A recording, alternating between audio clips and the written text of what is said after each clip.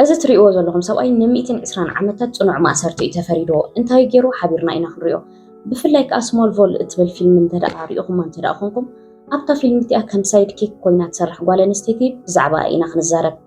سلام نعكم سبرحوا قربان تخطات التناقش شيتي بكم يتحلو أم بأركاس نلو معل تحيزلكم ما تأزلو حق إننا نايقابن تاريخ كوينو سعمو داتا خامسة كتصنحو خبر عدمكم እቲ ታሪኽ ዝጀምረሉ ካብዛ ትሪእዋ ዘለኹም ጓል ኣንስተይቲ ኮይኑ ኣሊሰን ትበሃል። ኣሊሰን ጓል 18 ዓመት እያ ከምኡውን ተዋሳኢት እያ። ኣብ ሆሊውድ ከዓ ን10 ዓመታት እያ ሰሪሓ። ኣሊሰን ካብተን ሰራሕተን ገለታት ፊልምታ ከዓ ካምፕ ኖዌር፣ ሃኒ፣ ኣዋር ስሌቭስ ከምኡውን ሰቨንስ ኦፍ ሄቨን እሳ ካብተን ዝሰራሐተን ፊልምታት እየን። ካብ ዕለታት ሓደ መዓልቲ ከዓ ኣብ 2001 ዓመተ ምህረት ናይ ኤሊሰን ህይወት ሙሉእ ብሙሉእ ይቕየር። ንሱ ከዓ ኣብታ ስሞልቪል እትብል ፊልም ትሰርሕ ትዋሳእ። ኣብታ ፊልም ከዓ ከምቲ ኣቐዲመ ዝነገርኩኹም ከም ሳይድ ኪክ ኮይና እያ ሰሪሓ። እዚ መድረኽ እዚ ከዓ ንዓኣ ብጣዕሚ ፅቡቕ መድረኽን ፅቡቕ ዕድል እዩ ነይሩ። ንሳ እውን ብጣዕሚ ንፍዕቲ ተዋሳኢት እያ ነይራ። ነቲ ዝተዋህባ ካራክተር እውን ፅቡቕ እያ ተፃዊታቶ። ነገር ግን ኣሊሳ እዚ ኩሉ ኣብ ስርሓ ዕውት እንትንሳ ሓደ ሕማቕ ስምዒት ተሰማዓ ነይሩ። እቲ ስማዓ ዝነበረ ስምዒት ከዓ በቃ ዘይሙሉእነት ከምዚ ባዶነት ይስማዓ ነይሩ።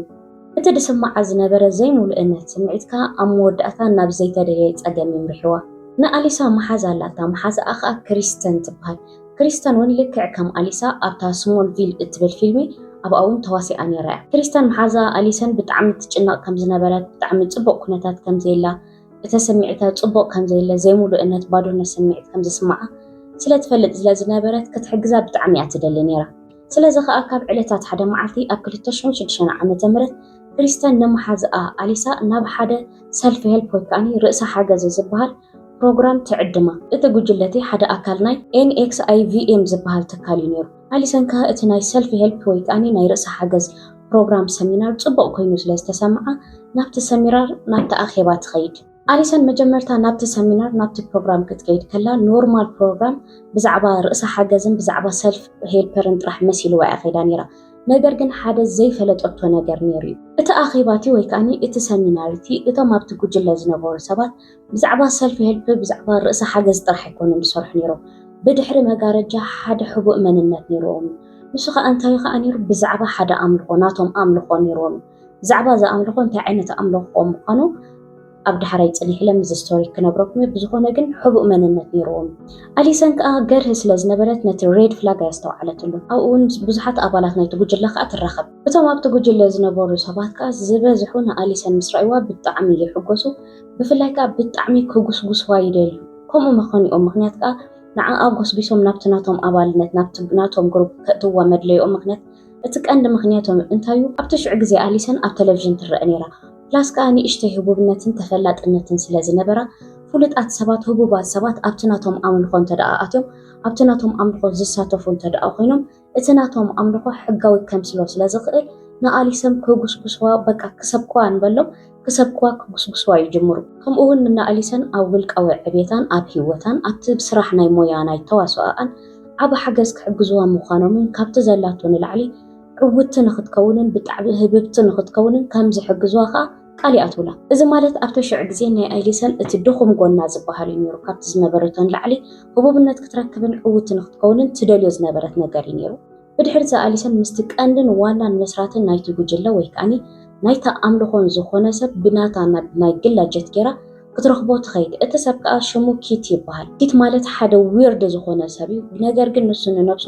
ከም ሓደ ስማርት ከም ሓደ ጅነስ ከም ሓደ ሊቅ እዩ ዝሓስባ ንነብሱ። ኣሊሰን ከዓ ኣብ ሞያ ተዋስኦ ኣብ ውልቃዊ ሂወት ክንሕግዘኪ ኢና ዕውት ክትኮኒ ኢሎም ቃል ኣትዮም ላ ስለ ዝነበሩ በቲ ዝኣተውላ ቃል ተስፋ ብምግባር ምስቲ ሓላፊ ናይቲ ግሩፕ ወይ ከዓኒ መስራቲ ናይቲ ሃይማኖት ድዩ ናይቲ ኣምልኾ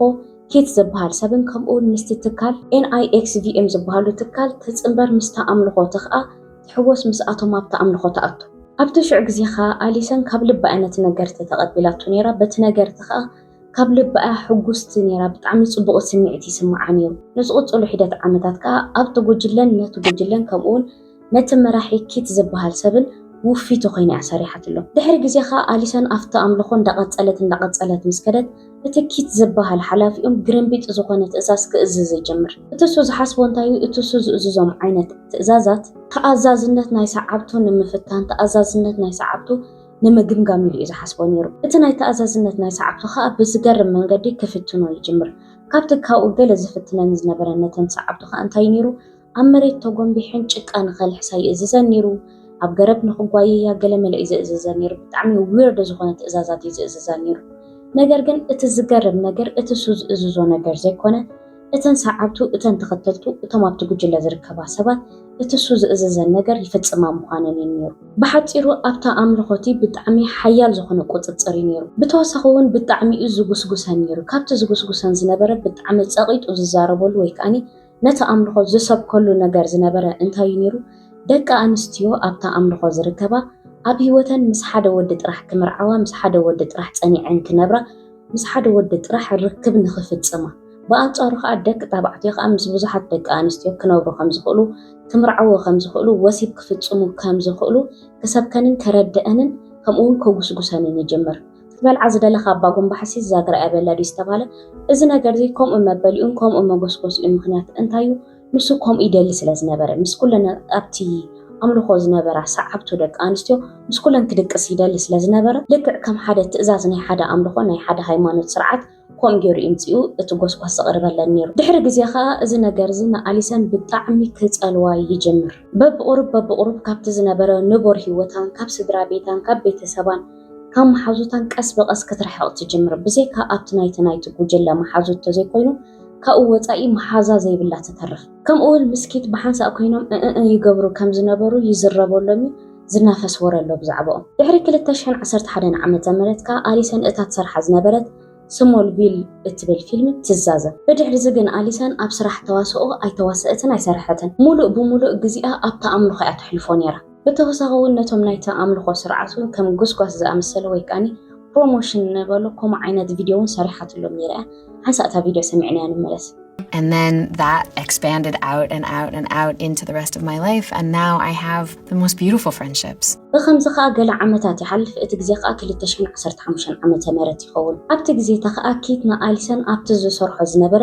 ምስጢራዊ ፕሮጀክቱ የእትዋ እቲ ፕሮጀክት ናቱ ከዓ እንታይ ዝብል ነይሩ ዶስ ኣካል ዘፈው ዝብል ፕሮጀክት እዩ ነይሩ እቲ ፕሮጀክት እቲ ከዓ እንታይ እዩ ኣብ መንጎ ጎይታን ኣብ መንጎ ባርያን ዝምድናታት ንምፍጣር እዩ እንታይ ዓይነት ዝምድና እንተደኣልኩም ከዓ ናይ ወሲብ ባርያ ወይ ከዓኒ ናይ ወሲብ ዝምድና ማለት እዩ እዚ ነገር እዚ ከዓ ናይ ኪት ውዲት እዩ ነይሩ ኪት ከዓ ኣብቲ ጉጅለት ከዓ ከም ጎይታ እዩ ነይሩ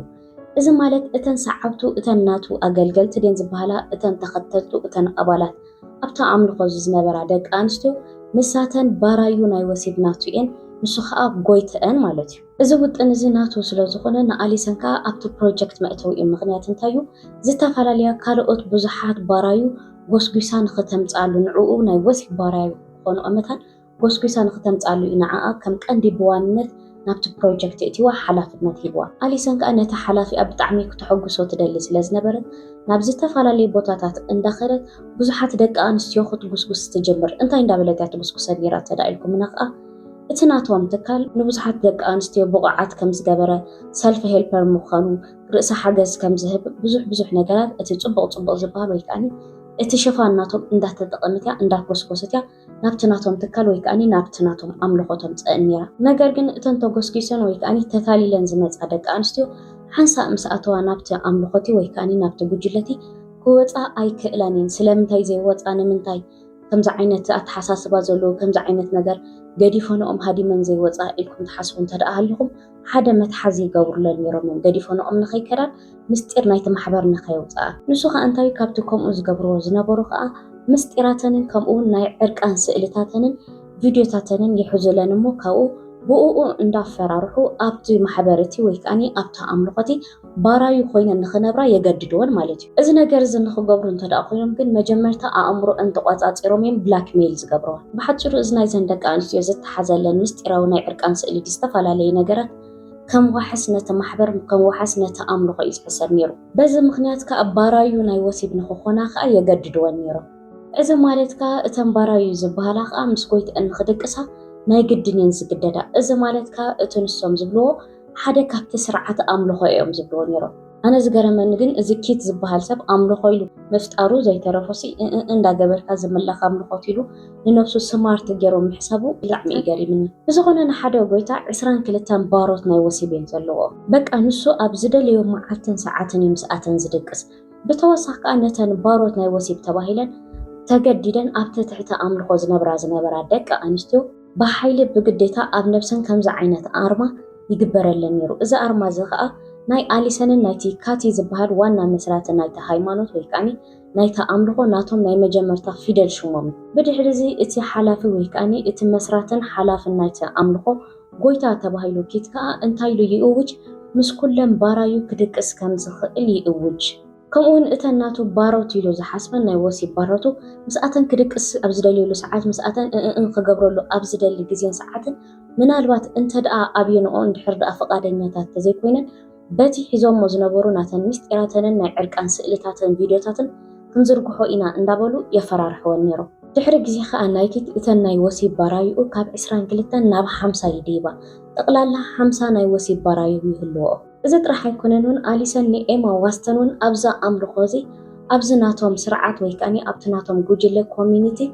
نخت أتواخد قصقصات الجمر بمنتهى تقصقصانيرا انت رأيكم نخ أب تويتر تقصقصانيرا كابتهم قال أنما قصقص تتقمت لهم قالات كا أنا كما خد تواسائتي أفوري من قص أصدق أنستيخ أين تخلغو تبلا دحري حدا ورحقا كمن دقناخا آليسن كال عدل تفتن كمن دقناخا دحري 3 سومن كال عدل تفتن كم جرات تتحثلا كتزاراربا خدقسقسات يوسن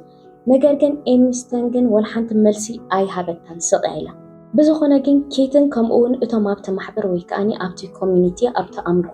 ከም ጎይተት ክኾንሉ ዝሓረዮም ሰባትን ኬትን ሓዊስካ በቃ እቲ ናቶም ኣምልኾ ንነዊሕ ዝኸይድ ንዘለኣለም ዝጓዓዝ ይመስልዎም ነይሩ ከምኡ ኮይኑ ዝተሰምዖ ምክንያትካ እቲ ሒዞሞ ዝነበሩ ምስጢራትን ናይ ዕርቃን ስእልታትን ቪድዮታትን كم أخل جبتي كم أخل مفرارح نوح جعزة زهيرة من مسيل ومنير أنت خنا كن حدا وان كبتا أبتو المحبر ويكاني أبتو أمرخا أبتو كوميونيتي زنوبور سبا كيدون مس نيويورك تايمز هزاراربون تقول بمولو إياك العو أبتي كوميونيتي أبتو أمرخا زقبر ناي وسي بارنات أب نفسن كأب جديتا بحيل زقبر للملكت بتوسخ كأب زعبا مسل جساتن حدا بحدا بمولو اتمستير نايت أمرخا ويكاني نايت تكال بدحر مجارجا زقبر زنبرة سلام زخونة ناي وسي بارنت ملؤ بملؤ يقالعو أما ودأتها أبل 2017 عام تمرت نيويورك تايمز نازل مستيرزي يحتموا من ملؤ هزبي يقالعو نا ملؤ هزبي إذا مستيرتي يفدحوا مالتي كلهم توم هزبخ أنا زي نجارز مسرأيو بتعمي زرارو بفلايك أبو